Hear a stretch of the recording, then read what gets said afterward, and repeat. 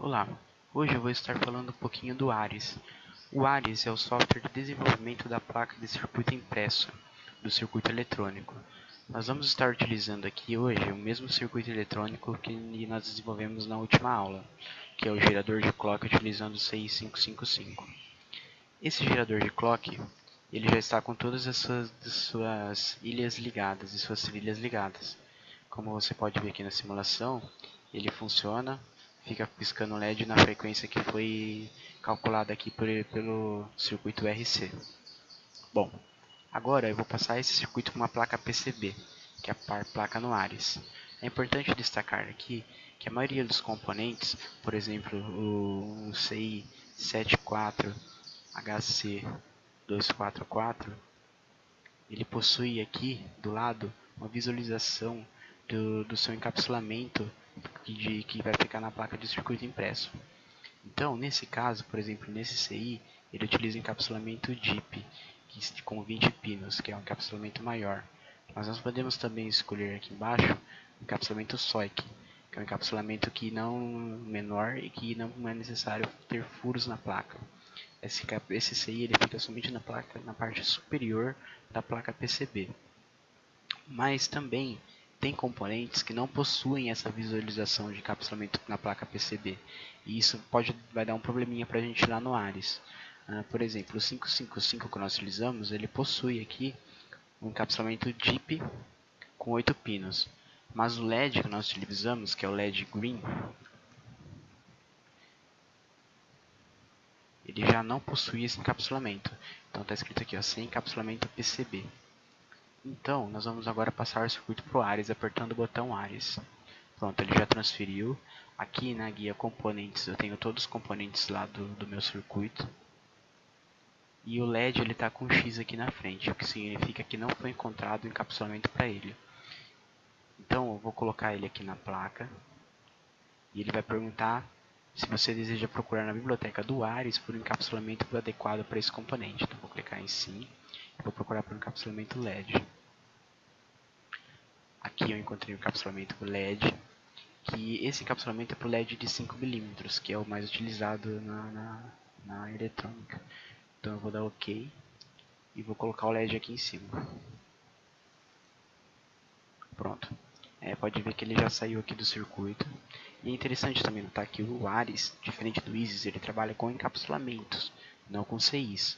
Então, quando você for procurar por um componente, por exemplo, o LM324, você não vai achar o componente, você tem que buscar pelo encapsulamento do componente.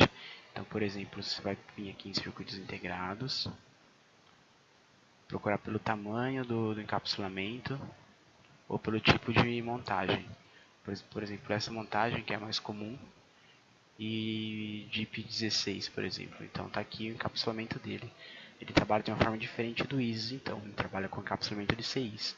Por isso que é muito interessante você primeiro montar o circuito aqui no ISIS, para depois transferir para o Ares. Não montar o circuito diretamente no Ares. Outra coisa que ajuda muito quando você monta o circuito primeiro no ISIS, é que quando você for colocar um componente, ele já interliga as trilhas desse componente. Então aqui, por exemplo, eu vou colocar o nosso 555. Aqui nos componentes nossos, né? Eu vou colocar aqui o nosso CI 555. Tá vendo? Ele já liga as trilhas onde está direcionado, onde foi direcionado pela ligação do ISIS. Então eu vou colocar aqui o CI nesta posição. E ele já ligou as trilhas no LED. Eu vou colocar agora o resistor, que vai ficar nessa posição. Então eu penso aqui no local mais adequado para ele. Eu vou deixar o resistor aqui. Tem outro resistor que eu vou deixar aqui do lado. Tem mais um resistor que é o resistor de LED, que eu vou manter aqui desse lado. Tem os capacitores, que eu vou deixar um aqui. E o outro capacitor eu vou deixar aqui. Pronto, está tudo montado, tudo ligado. Tem um botão aqui no Ares que é para redirecionamento das trilhas. Então ele vai analisar qual que é o melhor método dele fazer as trilhas nessa placa PCB. No meio desse monte de embaralhado de trilhas, ele vai fazer um auto-router.